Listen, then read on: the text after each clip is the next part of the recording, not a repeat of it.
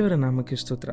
ಈ ದಿನದ ನನ್ನ ಸಂದೇಶದ ಶೀರ್ಷಿಕೆ ಕೆಟ್ಟದಕ್ಕೆ ತಿರುಗದ ಹೃದಯಕ್ಕಾಗಿ ಪ್ರಾರ್ಥನೆ ಮಾಡುವಂಥದ್ದು.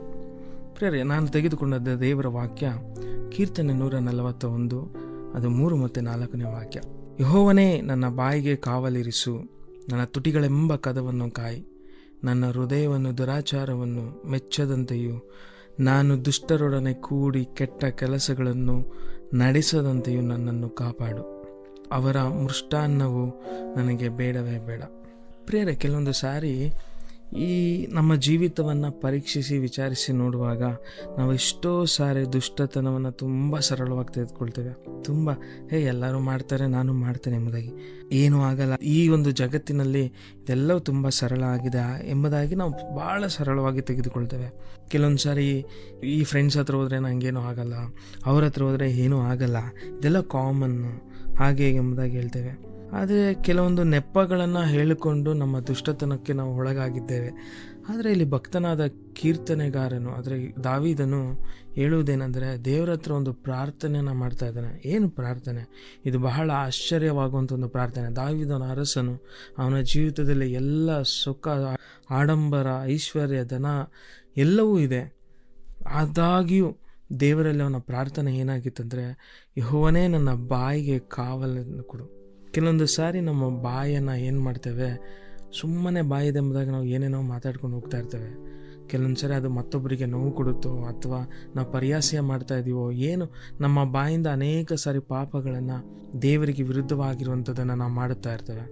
ಅದಕ್ಕೆ ಆ ದಾವೀದನು ದೇವರಲ್ಲಿ ಪ್ರಾರ್ಥನೆ ಮಾಡ್ತಾ ಇರುವಂಥದ್ದು, ಯೆಹೋವನೇ, ನನ್ನ ಬಾಯಿಗೆ ಕಾವಲಿರಿಸು, ನನ್ನ ಬಾಯಿಗೆ ಕಾವಲನ್ನು ಕೊಡು ಎಂಬುದಾಗಿ ಭಕ್ತನು ಕೂಗುತ್ತಾ ಕೇಳ್ತಾನೆ. ಅದಕ್ಕೆ 1ನೇ ವಾಕ್ಯದಲ್ಲಿ ನೋಡ್ತೇವೆ, ಕೀರ್ತನೆ 141 1ನೇ ವಾಕ್ಯ, ಯೆಹೋವನೇ, ಮೊರೆ ಇಡುತ್ತೇನೆ, ಬೇಗನೆ ಬಾ, ನಾನು ಮೊರೆ ಇಡುವಾಗ ನನ್ನ ಕೂಗನ್ನು ಲಾಲಿಸು.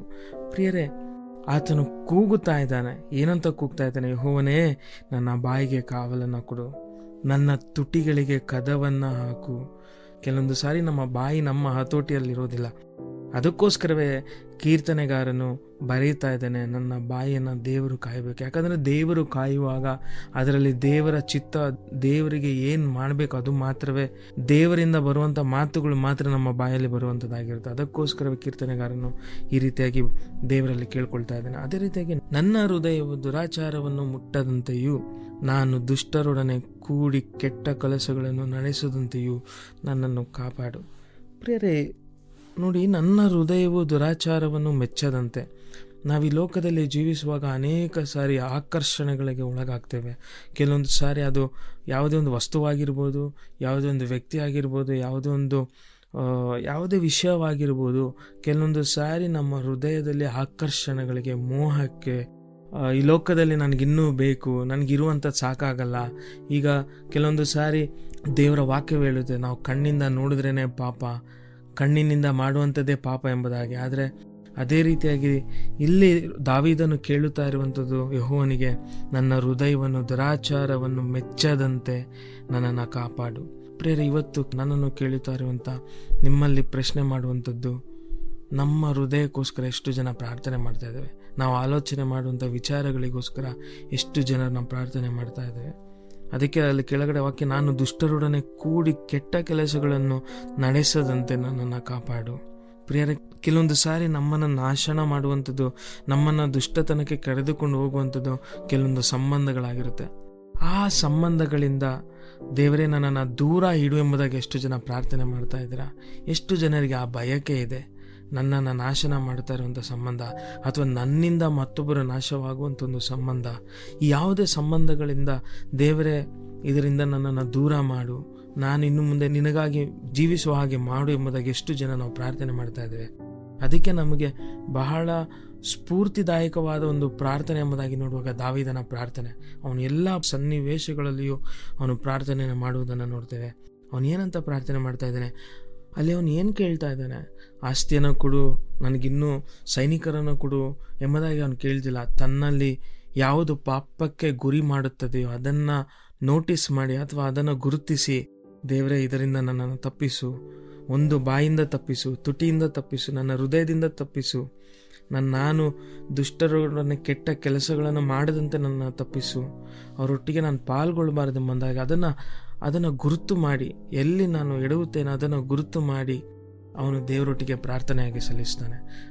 ಕೇಳುತ್ತಾ ಇರುವಂಥ ಪ್ರಿಯರೇ, ನಾನು ನಿಮ್ಮಲ್ಲಿ ಪ್ರಶ್ನೆ ಮಾಡುವಂಥದ್ದು, ನಮ್ಮ ಪ್ರಾರ್ಥನೆ ಎಷ್ಟು ಸಾರಿ ನಮ್ಮ ಬರೀ ಆಶೀರ್ವಾದಕ್ಕೋಸ್ಕರ ಪ್ರಾರ್ಥನೆ ಮಾಡ್ತೇವೆ, ಬರೀ ನಮ್ಮ ಜೀವಿತದಲ್ಲಿ ಆ ದೇವರ ಅದನ್ನು ಮಾಡು ಇದನ್ನು ಮಾಡು ಎಂಬುದಾಗಿ ಪ್ರಾರ್ಥನೆಯನ್ನು ಮಾಡ್ತೇವೆ. ಆದರೆ ಯಾಕೆ ನಮ್ಮಲ್ಲಿರುವಂಥ ಕೊರತೆಯನ್ನು ಅಥವಾ ನಮ್ಮಲ್ಲಿರುವಂಥ ಪಾಪದ ಕುರಿತಾಗಿ ದೇವರೊಟ್ಟಿಗೆ ಯಾಕೆ ನಾವು ಓಪನ್ ಆಗಿ ಮಾತಾಡ್ತಾ ಇಲ್ಲ? ಯಾಕೆ ನಾವು ಹೇಗಿದ್ದೀವಿ ಹಾಗೆ ದೇವರ ಮುಂದೆ ನಾವು ಒಪ್ಪಿಸ್ತಾ ಇಲ್ಲ? ನಮ್ಮನ್ನು ನಾವು ಒಪ್ಪಿಸ್ತಾ ಇಲ್ಲ, ನಮ್ಮನ್ನು ನಾವು ಪರೀಕ್ಷೆ ಮಾಡಿಕೊಳ್ಳೋಣ. ಸೊ ಅದಕ್ಕೋಸ್ಕರ ದಾವೀದನು ಈ ಒಂದು ಸಮಯದಲ್ಲಿ ನಮಗೆ ಎಚ್ಚರಿಸುವಂಥದ್ದು, ಬೋಧಿಸುವುದೇನೆಂದರೆ, ನಮ್ಮ ಜೀವಿತದಲ್ಲಿ ಎಲ್ಲಿ ಕೊರತೆಗಳಿದೆ, ಎಲ್ಲಿ ನನ್ನನ್ನು ಪಾಪ ಮಾಡಲಿಕ್ಕೆ ಈಡೇರಿಸ್ತಾ ಇದೆ ಅಥವಾ ಪ್ರೇರಣೆ ಮಾಡ್ತಾ ಇದೆ, ಆ ವಿಷಯದ ಕುರಿತಾಗಿ ನಮ್ಮ ಮನುಷ್ಯರ ಕೈಯಿಂದ ಹೊರಗಡೆ ಬರಲಿಕ್ಕೆ ಸಾಧ್ಯತೆ ಇಲ್ಲ. ಆದರೆ ದೇವರ ಕೃಪೆಯಲ್ಲಿ ನಾವೆಲ್ಲವನ್ನು ಮಾಡಲು ಶಕ್ತರಾಗಿದ್ದೇವೆ. ಸೊ ಅದನ್ನೇ ದಾವೀದನು ಕೂಡ ಈ ಒಂದು ಕೀರ್ತನೆ ಮೂಲಕ ನಮಗೆ ಎಚ್ಚರಿಸುವಂಥದ್ದು, ಬೋಧಿಸುವುದೇನೆಂದರೆ, ನಮ್ಮ ನಾಲಿಗೆ, ನಮ್ಮ ಬಾಯಿ, ನಮ್ಮ ತುಟಿ, ನಮ್ಮ ಹೃದಯದ ಆಲೋಚನೆಗಳು ಎಲ್ಲವೂ ಅದು ದೇವರಿಗೆ ಮೆಚ್ಚುಗೆ ಆಗಿರುವಂಥದ್ದಾಗಿರಬೇಕು. ಸೊ ಈ ವಾಕ್ಯದಿಂದ ದೇವರು ನಿಮ್ಮನ್ನು ಆಶೀರ್ವದಿಸಲಿ. ಆಮೇಲೆ ಈ ಕಾರ್ಯಕ್ರಮದ ಬಗ್ಗೆ ನಿಮ್ಮ ಅಭಿಪ್ರಾಯ, ಸಲಹೆಗಳು ಹಾಗೂ ಯಾವುದೇ ಪ್ರಾರ್ಥನಾ ಮನವಿಗಳಿದ್ದಲ್ಲಿ ನಮ್ಮ ದೂರವಾಣಿ ಸಂಖ್ಯೆಗೆ ನೀವು ಕರೆ ಮಾಡಬಹುದು. ನಮ್ಮ ದೂರವಾಣಿ ಸಂಖ್ಯೆ 992026065453. ನಿಮ್ಮ ಅಭಿಪ್ರಾಯಗಳನ್ನು ಇಮೇಲ್ ಮೂಲಕವೂ ನಮಗೆ ತಿಳಿಸಬಹುದು. ನಮ್ಮ ಇಮೇಲ್ ID info@fibaonline.org. ವಂದನೆಗಳು.